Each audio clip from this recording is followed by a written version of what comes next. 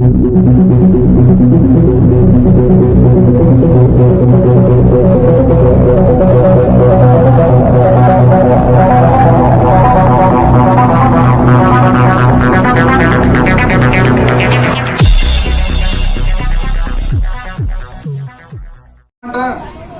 Surety అంట, భవిష్యత్తు guarantee అంట. అంటే ఇప్పుడు ఆయన చెప్పేది ఏమంటే సాయి మేఘన మాదిరి పిల్లలకు భవిష్యత్తు ఆయన గ్యారంటీ ఇస్తున్నాయంట. అసలు బాబు వయసు ఎంత అని 75 ఏళ్ళు వయసు ఉండేది ఆయన ఎన్ని రోజులు ఉంటాడమ్మా? 75 ఏళ్ళ వయసు వచ్చినాక రోజు పొద్దున్నే నిద్రలేసి బ్రతికున్నామంటే దేవుడు ఇంకో రోజు ఇచ్చినాడని అనుకోవాలా, అంతేనా? కానీ ఆయన వచ్చి పిల్లలకు గ్యారంటీ ఇస్తాడంట. ఆయనకేమైనా గ్యారంటీ లేడు, ఆయన వచ్చి పిల్లలకు ఏమిస్తాడు గ్యారంటీ అని. జగన్ అన్న వచ్చి ఒకవేళ నేను గ్యారంటీ అంటే అర్థం ఉంది 50 ఏళ్ళ వయసు కాబట్టి ఇంకో 20-25 ఉంటాడు గ్యారంటీ ఇస్తాడు. ఈయన వచ్చి గ్యారంటీ ఇచ్చేది ఏమేమి? దీన్ని పట్టుకొని తెలుగుదేశం వాళ్ళు పుట్లాలు ప్యాంప్లెట్లు పట్టుకొని తిరుగుతున్నారు. నేను అందుకని తెలుగుదేశం వాళ్ళకి చెప్పిన, నాయన ఆయిల్ పేపర్ బాగుంది మీ ప్యాంప్లెట్ అయితే, దీంట్లో ఉపయోగపడేది అమలుపరిచేది ఏం లేవు. ఇది మహా అంటే మనకు ఉగ్గాని బజ్జి కట్టకనికే పనికి వస్తుంది, ఉగ్గాలు కట్టకనికే పనికి వస్తాయి తప్ప ఇది ఏదో ఉపయోగపడేది అయితే కాదని చెప్పిన. ఒక్కటి కూడా దాంట్లో చేసింటే కదా, ఇంతకుముందు ఉంటే కదా. అందుకని ఏమంటారు తెలిసిన, కానీ ఆయన మాత్రం ధైర్యంగా చెప్పుకుంటూనే తిరుగుతున్నాడు. ఎందుకు తిరుగుతున్నాడంటే పెద్దోళ్ళు ఏం చెప్తారు తెలిసిన, వినేవాడు పిచ్చోడు ఉంటే చెప్పేవాడు చంద్రబాబు ఉంటారంట. మీరు అందుకనే జాగ్రత్తగా ఆలోచన చేయండి అమ్మా. మీరు మళ్ళీ ఏదో బస్ పాసులు వచ్చేసి గ్యాస్ సిలిండర్లు వచ్చేసి అనుకున్నారు ఎవరైనా కానీ, ఆడో లక్క చెల్లెమ్మలంతా. బస్సు రాదు గ్యాస్ రాదు, ఆయన గ్యాస్ పంచి ఇంత గ్యాస్ చెప్తుంటాడు. కాబట్టి ఈ ఊరు కూడా మీరు పక్కన నమ్మారు మళ్ళా. ఎందుకంటే మామూలుగా మన రాయలసీమ ప్రాంతం అంత బీద ప్రాంతము, బీద పరిస్థితుల్లో ఉన్నప్పుడు ఏమైతుందంటే ఎవరన్నా ఇట్లా ఆశ చూపుతున్నారంటే ఇంత నమ్ముతాము.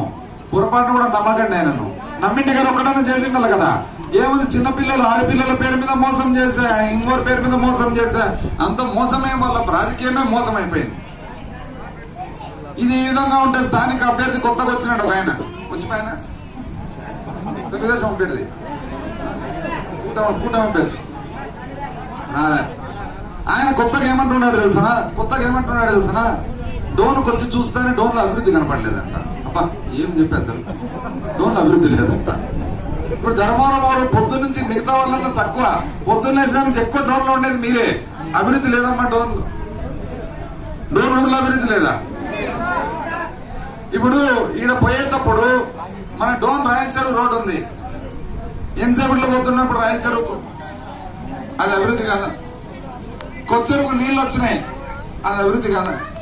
బెదంచెర్ల రోడ్డు జాతీయ రహదారి ధర్మవరం భూముల నుంచే కదా పోతుండేది, ఎట్లా జరుగుతుంది పని?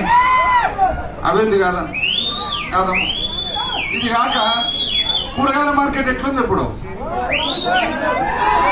రైల్వే స్టేషన్ రోడ్ ఎట్లుంది? మీకు ఇంకో తమాషా చెప్పాలా, ఆయన తెలుగుదేశం అభ్యర్థి కూటమి అభ్యర్థి ఏమంటున్నాడు తెలుసిన? మొన్న ఇంటర్వ్యూలో విన్నా ఏం చెప్తున్నాడు తెలుసిన? కూరగాయల మార్కెట్ ఖాళీగా ఉందంట. ఆయనే చెప్తాడు కూరగాయల మార్కెట్ ఖాళీగా ఉందంట, ఎవరు లేరంట, అది పై అంతస్తులో ఉందంట. నాకు డౌట్ వచ్చా, ఈయన అసలు పైనే చూస్తున్నాడు, కింద చూడడం లేదా అని. కింద చూస్తే 75 షాపులు కూరగాయల మార్కెట్ ఫుల్గా లేవు, ఫుల్ అయ్యి కింద సెల్లార్లో పెట్టలే, 60 షాపులు సెల్లార్లు ఉన్నాయి. కానీ ఆయన ఖాళీ అంట. డైరెక్ట్ రైల్వే స్టేషన్ రోడ్ ఎట్లుంది, మున్సిపల్ ఆఫీస్ ఎట్లుందో, చెన్నై ఎట్లుంది మున్సిపల్ ఆఫీస్, రాత్రి కూడా. ఈ పక్క కర్నూలు రోడ్ ఎట్లుంది, బస్ స్టాండ్ ఎట్లుంది, క్లబ్ ఎట్లుంది. ఇవన్నీ కాక అతి ముఖ్యమైనది, మనము ఇంతకు ముందు పెద్ద ఆసుపత్రి అంటే ఎక్కడికి పోతుంటే, ఇప్పుడు పెద్ద ఆసుపత్రి అంటే ఎక్కడ? ఆయనకు అభివృద్ధి కాదంట. చివరకు ఒక్క ధర్మవరం గ్రామాన్ని విషయానికి వస్తే సెల్లు లేదు ఇబ్బంది అంటే సెల్ టవర్ పెట్టించినామమ్మా. ధర్మవరం రోడ్డు కూడా డబుల్ రోడ్ చేయాలనే ఉద్దేశంతో ఆగి ఊర్లో ఒప్పుకుంటే కానీ డబుల్ రోడ్ వేద్దామని దానికోసం ఆగి చివరకు అది నిదానం అవుతుంటే మొన్న ఎలక్షన్ల ముందర 2 కోట్ల రూపాయలు ఊర్లో సెంటర్ లో రోడ్ వేసేదానికి మాట వాస్తవమా? మనం అందరం కూడా ఈ ఊర్లో కొలుసుకుంటే మల్లెమ్మకు రోడ్ వేసిన మాట వాస్తవమా కాదా? ప్లాట్లు ఇచ్చిన మాట వాస్తవమా కాదా? మళ్ళీ ఇవన్నీ అభివృద్ధి కాక ఏమంటారు అని నాకు అప్పుడు డౌట్ వచ్చా, అసలు ఈ అభ్యర్థికి